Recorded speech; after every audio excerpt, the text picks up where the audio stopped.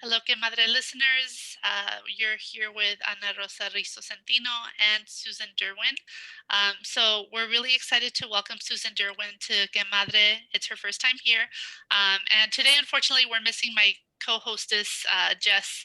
She's up in the mountains of Mendocino. But we're going to have to do without her for this interview. Susan, would you be able to just give our listeners an introduction to your background and kind of what brought you to Que Madre? Sure. Thank you for having me, first of all. I hope your co-host is having a good time in the mountains. No fires, I hope. Sure. My name is Susan Derwin, as you said. I am a faculty member at UC Santa Barbara in the Department of German and Comparative Literature. I've also been the director of the campus's Interdisciplinary Humanities Center for 8 years. And at the center, we really focus on creating programs both for our campus and for the community that foster civic engagement and agency through the skills and knowledge that the humanities provide and enable. That's great. And I saw that you all have also enabled for a lot of translation to happen in the schools in Galita for like parent conferences. Can you tell us about that language justice work? Yes, this is really a program that just took off. We started it about 5 years ago, and it was begun in SB, USD, and Goleta Unified. And um, the I'll tell you how it began because I think it's sort of indicative of the approach we take to doing community engaged work with partners. We were providing some after school art courses at a local school, in an elementary school. And these courses came into being because there was a need for them. There wasn't much art education or arts education in the elementary schools or in this elementary school in particular. And that's really problematic because once you go to middle school, if you haven't done any work, then it's difficult to continue, much less begin that kind of education. So, in response to that gap, we created some courses in visual art, in theater, and I was speaking with the administration and about what other needs they had. And we started talking about the parent teacher conferences and the shortage of interpreters. And so it occurred to us that we have, hundreds of students at the university who are either students of foreign languages, that is languages not in English, or bilingual students who speak multiple languages, who have these skills and who are language brokers in their communities. So we thought this would be a wonderful opportunity to mutually enrich both our students and support the local elementary school. And in fact, this was also important because another program that we have now, which is a graduate program that trains humanities PhD students to do different kinds of work in multiple contexts and environments, not just at the university. There are lots of language students, and this would be a wonderful opportunity for them to learn how to use their skills. So That's we so created, smart. well, every program only works if it's mutually reinforcing and beneficial, if everybody stands to learn from it.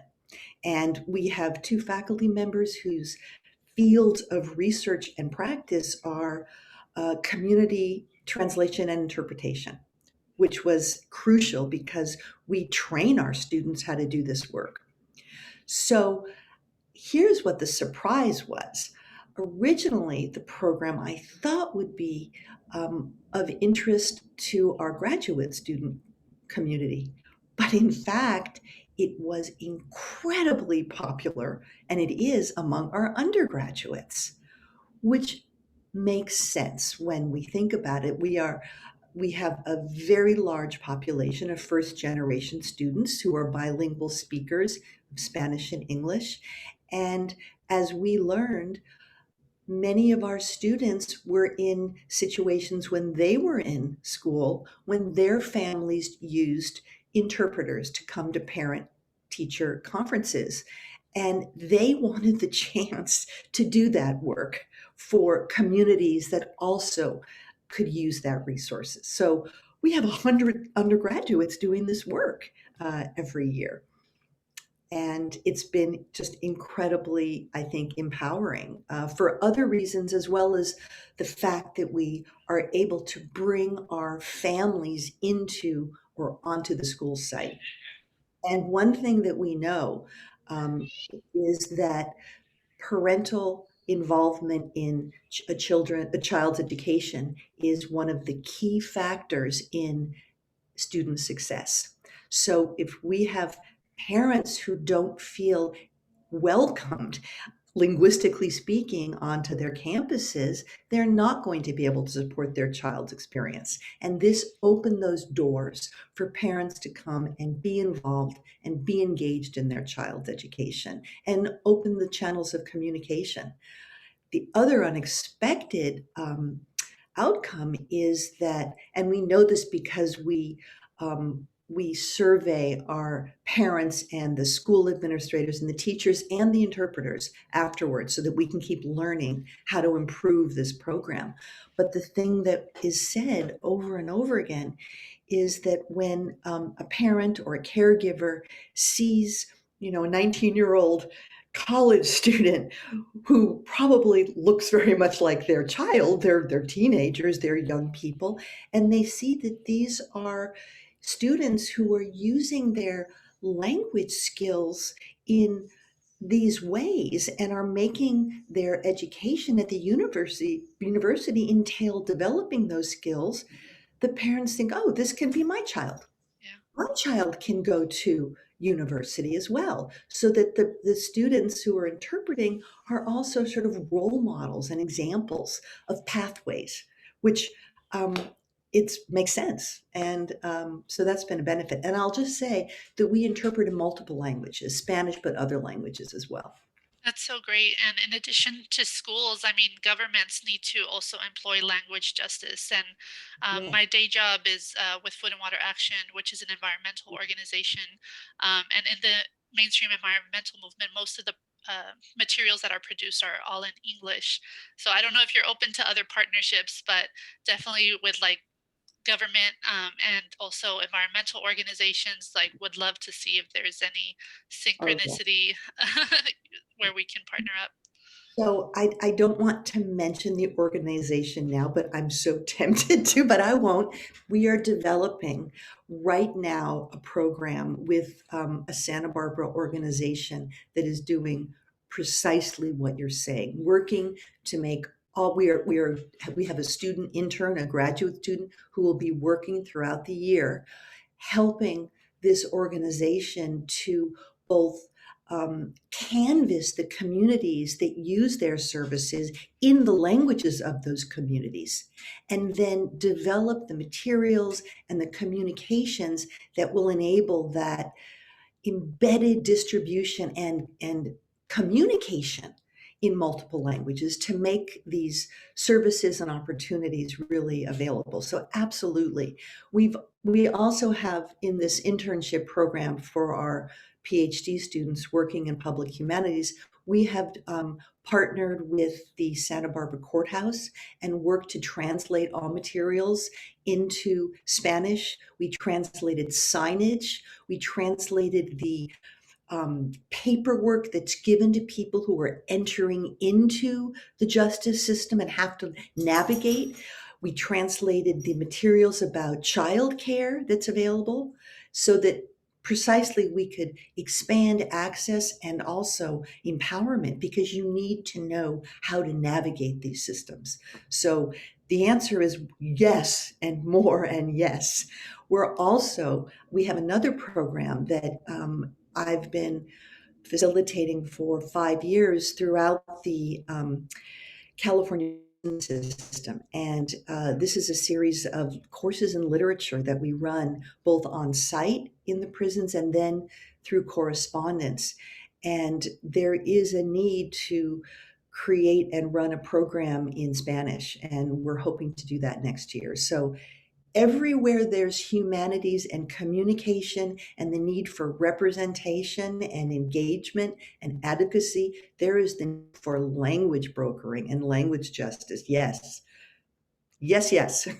That's so great. Well, I hear the passion in your voice, and I did read your resume and your bio. But in addition to what's in your professional experience, can you share with us, like, what formative experiences in your life kind of created that passion in you? Because for me, I had Spanish-speaking parents, so I was a translator for my mom, especially growing up, and so that's why I care about it. But I don't Yeah. know what led you to, like have this focus.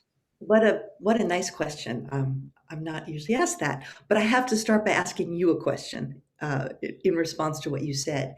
When you were growing up and in your family, and you were using and your language skills, did you recognize the resource you are and had? Did you realize your positionality and really the power of that position?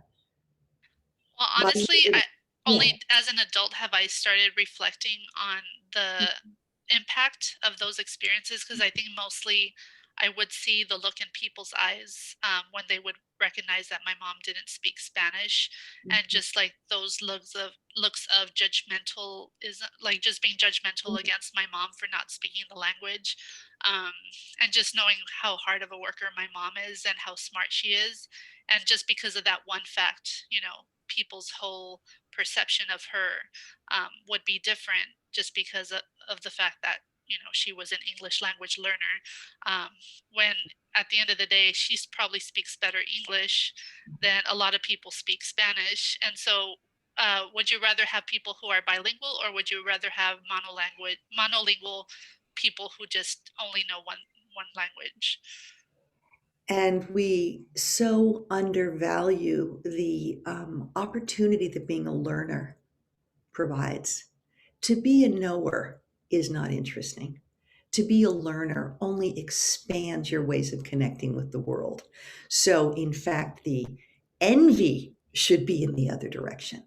That your mother was had to, but still did expand her ways of communicating and could speak and learn and study multiple languages, another language. That's something that needs to be seen as crucial for everybody.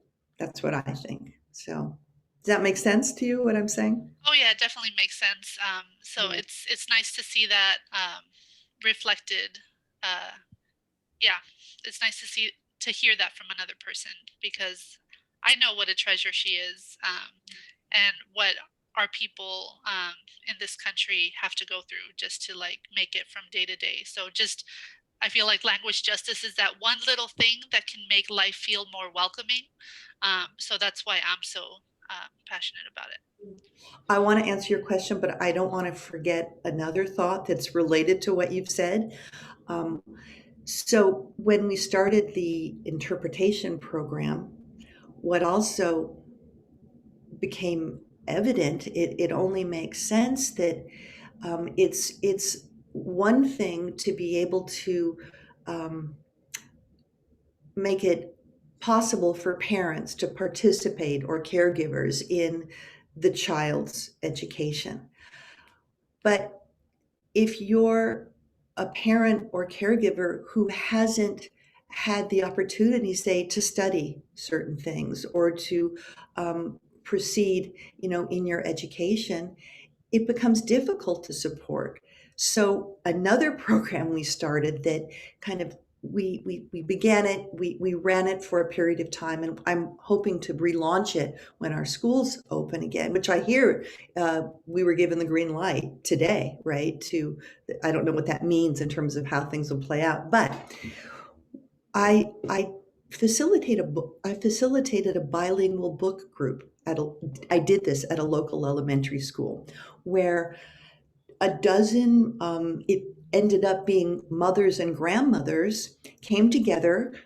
I was with them and we read a piece of literature together. We met every couple of weeks. We read it both in Spanish and English, and then we had a conversation about it so that the caregivers had the experience of um, talking about a piece of literature, talking about the kind of thing you do in the classroom. And that enabled them to have, in their minds and bodies, really, and hearts, an experience of the pleasures and creative possibilities of reading that we felt and they felt would enable them to be more engaged in their children's education as well. So this is another program that I hope, to be able to develop, just to provide reading and discussion opportunities in the community in relation to or for parents and caregivers who have children in the school system.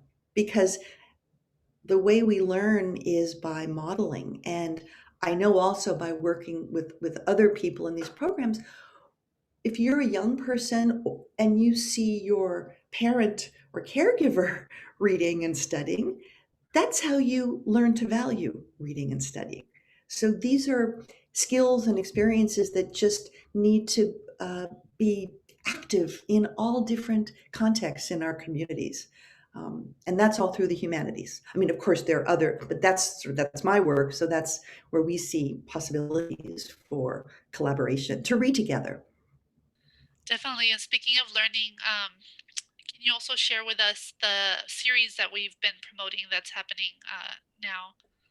Yes, I will, and then I'll come back to that question about how I got started in this. Every year at the Humanities Center, we run a public events series for the campus and until this year for the local community. We're virtual, so we're reaching, sort of more broadly, we're able to. And it's a program that uses the skills and tools of the humanities to really um, further our understanding of pressing social issues. So this year, our series is Living Democracy. And we had thought of this topic really before the uprisings and changes and um, uh, crises of the pandemic had really beset our world. We wanted to think about, we knew that this was going to be an election year. What makes democracy thrive? What does it take to impel the country in the direction of equity and full representation and engagement of citizens, meaning people who live in community, not only legal citizens, but a citizen is someone who is in community. How does our democracy foster and regenerate itself? And most critically, what are the forces that are impeding that thriving? So, on that basis, with that intention, we developed this series. And throughout the year, we will be welcoming speakers and artists whose life's work is studying both, as I said, the forces that enable us to thrive and the the struggles and impediments to that thriving. So we will have a number of events on uh, incarceration, not only um, the need for prison abolition, but the need to understand that when returning citizens come back from incarceration, they are still subject to policies and procedures and surveillances that really represent a kind of continuity between their life in incarceration and their life now as returning citizens. We will have programs about urban renewal.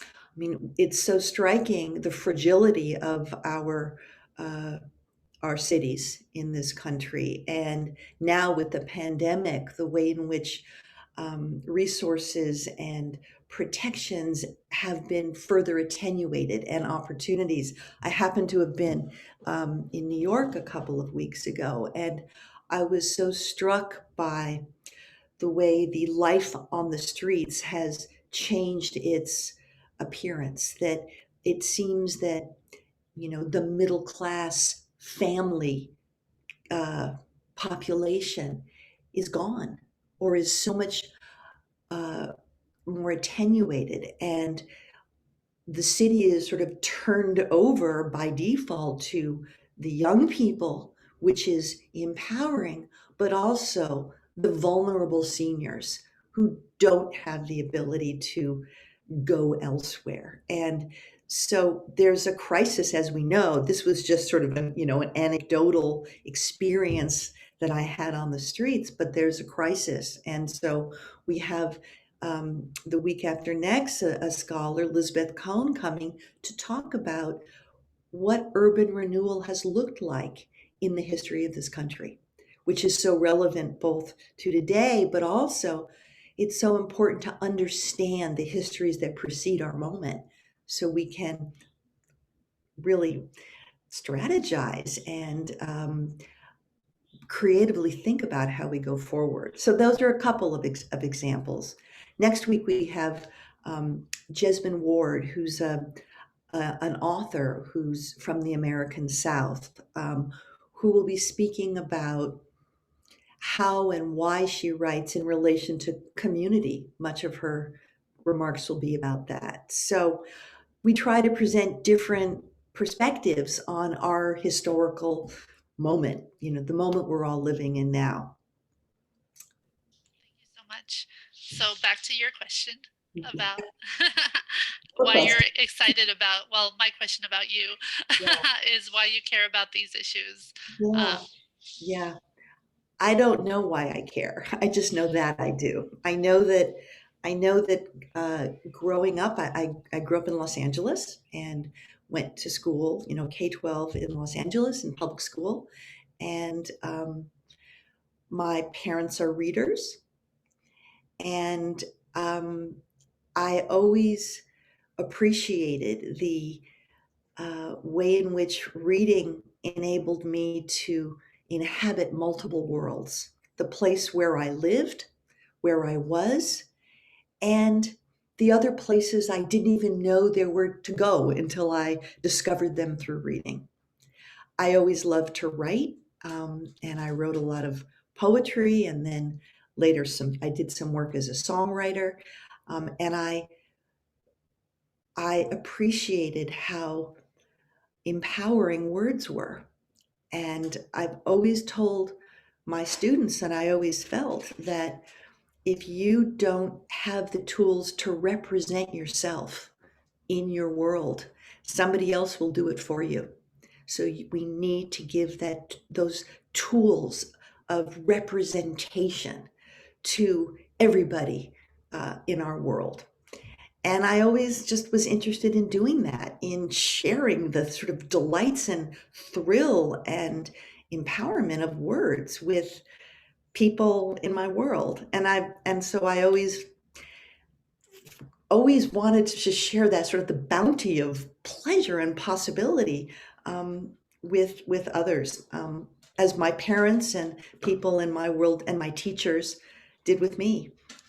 I'm also very lucky to have as a partner um, somebody who he's a musician and became involved, went back and became a teacher, and then a school administrator, and opened up a school, an elementary school, a public school in South Central Los Angeles about 8 years ago, or maybe it's even been a couple of years more.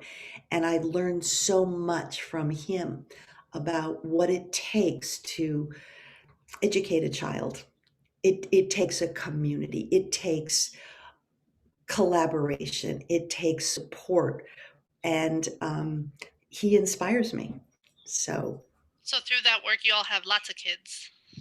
yes, we have We have a couple that we spawned and families of other people in our world. And I always loved languages, so I studied foreign languages when I went to college. So I know what it feels like to have words sort of in your mouth and in your heart and in your body. And it's a great exercise, to have that. So speaking of the couple of kids that you all spawned, how did that affect you as a person becoming a mother? Oh, it remains just the greatest adventure in the world. Our kids are just alive and curious and doing their thing, and uh, they teach us. We have a son who's a jazz musician in New York, followed in his father's path, and our daughter is at the university. She's also studying in New York, and uh, they both feel very connected to their worlds. That's uh, one thing we try to instill in them, that nobody is the center of any world. You are all embedded. We are all in a network. And they've sort of lived that in the work they did. My daughter is studying theater and psychology. She's an actor and a dancer, and she really um, also wants to, she's when she does pursue graduate education, which she plans to do eventually, she wants to work with, she's told me, or she with children, and with people who need to acquire language to express their suffering and struggles and needs. So good for her. That's what I say. We can't control them. We can just watch them. And as I tell them, I am not your friend. I am your parent. And as Stephen and I say to ourselves, well, the damage hasn't manifested yet, meaning we all, right? We all have impacts on our children. We can just hope that they can keep going and thriving, even with that. So it's affected me by giving me joy. That's what I'd say, and teaching me, um, and reminding me that our children need space. They need boundaries, but they need space to learn who they are and what they need to develop. Definitely. So mine are 6 and 5. Do you have any tips for me? Oh, good luck. Tips for you. Enjoy, love them, love them, love them, and um, love yourself because they are watching you.